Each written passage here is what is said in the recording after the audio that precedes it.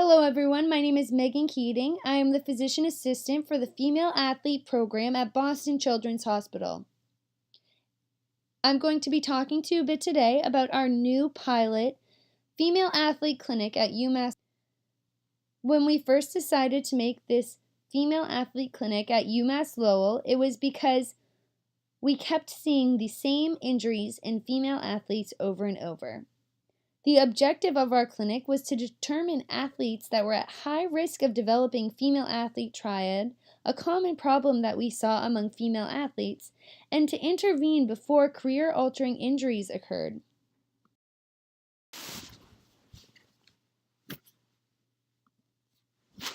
When looking into bone density in the young female athlete, we noticed an interrelationship between energy availability, or how much food that the athlete was consuming, their menstrual cycle, and osteoporosis. This is called the female athlete triad. What we found is that athletes that do not consume enough nutrients for the amount of exercise that they are doing end up having menstrual irregularity or delayed menarche, and then often develop bone stress injuries or low bone density for age, or even This is most prominently seen in sports in which athletes are encouraged to be more lean. This includes endurance sports, aesthetic sports, weight class sports, and anti-gravitational sports, as listed here. This is a fancy calculation for how to determine energy availability in a female athlete, but for most female athletes, we have determined that anything below 30 from this equation is determined to be low energy availability in a female athlete. What you guys need to know about this is that basically the amount of exercise that the athlete is doing is expending too much energy to where they are not intaking enough energy through their food and nutrition to sustain.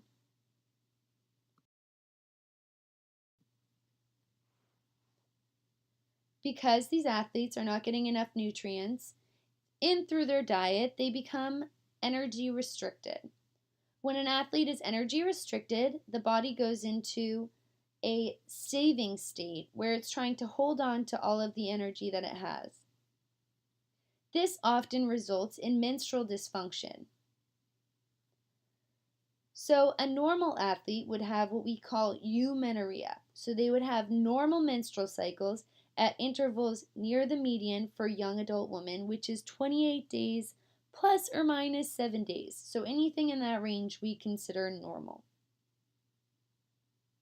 Often our athletes that are in energy restricted states will have things like oligomenorrhea, which is menstrual cycles longer than 35 days.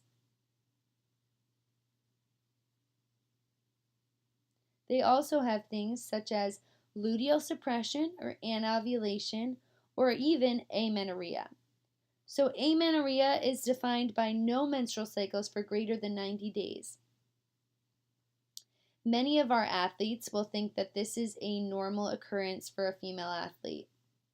We are here to tell you that this is not a normal occurrence. Every female athlete should be getting a monthly menstrual period in order to maintain good bone density.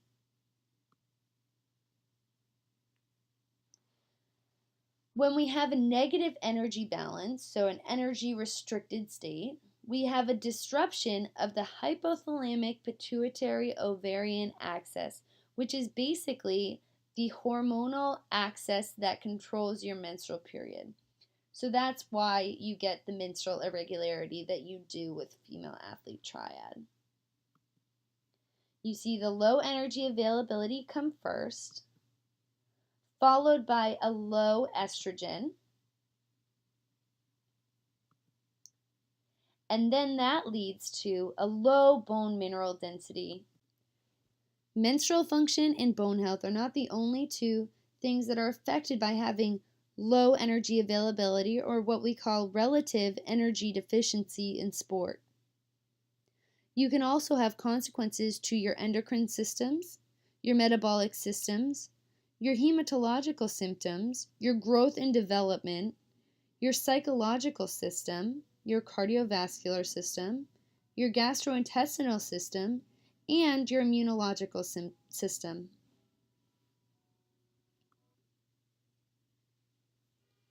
In addition to the body systems affected by relative energy deficiency in sport, we often find that many of our female athletes and our athletes in general have performance consequences to being of low energy availability. They tend to have increased injury risk, decreased training response, impaired judgment, decreased coordination, decreased concentration, irritability, depression, decreased glycogen stores, decreased muscle strength, and decreased endurance performance, none of which our athletes want. This is the area where the triad sits and what we see most commonly and what we are most concerned about in our UMass Lowell population. When we see our athletes with relative energy deficiency in sport, we see a very significant increase in their injury risk. The graph below details the proportion of subjects with stress fractures each year based on if they have normal menstrual periods or are eumenorrheic athletes, or if they have no menstrual period and are amenorrheic athletes. The eumenorrheic athletes, or athletes with normal menstrual periods, are represented by a white bar graph below. The amenorrheic athletes, or the athletes with no menstrual period, are represented by the black bar graph below. As you can see, there is a significant increase in stress fractures with amenorrheic athletes when compared to eumenorrheic athletes. There is a direct correlation between not getting a menstrual period and having stress fractures each. One of the ways that we recommend that our athletes prevent stress injury is by making sure that they are getting enough calcium and vitamin D in their diet. Most of our athletes at UMass Lowell will be between 18 and 22 years old. If you are in the range of 9 to 18 years old, we would like you to get 1,300 milligrams of calcium per day in divided doses of 500 milligrams at a time. The body can only absorb 500 milligrams at a time, and so we need this to be in divided doses.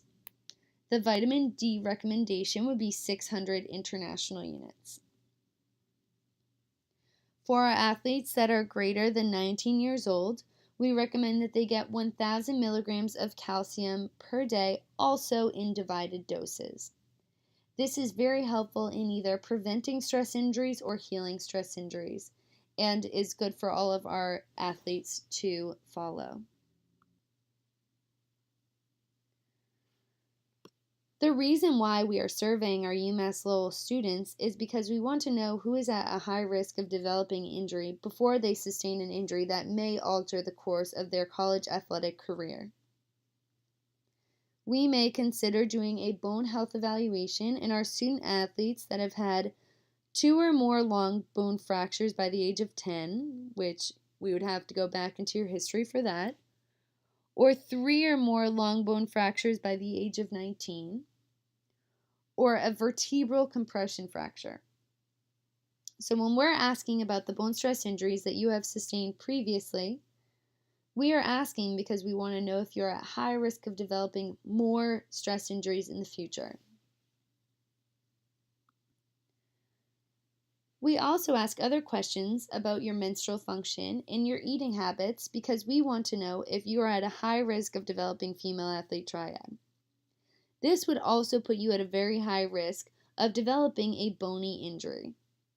So if you have greater than 2 stress fractures and have female athlete triad, 1 high-risk fracture or stress fracture of the hip or pelvis and risk factors for female athlete triad, an eating disorder or disordered eating or low energy availability, malnutrition or malabsorption, hypogonadism, which is decrease in your hormones, so somebody who either is having menstrual irregularity or no menstrual period.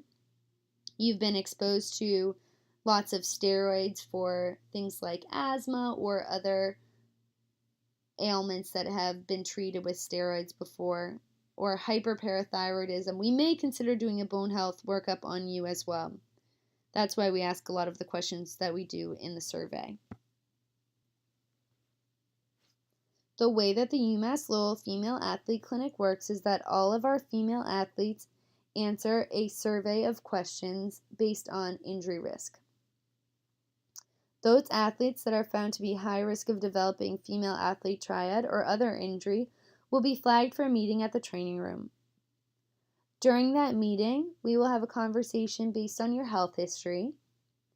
And based on that conversation, I'll determine if you're truly at high risk of injury in the future. We will offer you an appointment for a bone health evaluation if you are someone that is at high risk of developing injury. And you can have a formal evaluation at Boston Children's Hospital.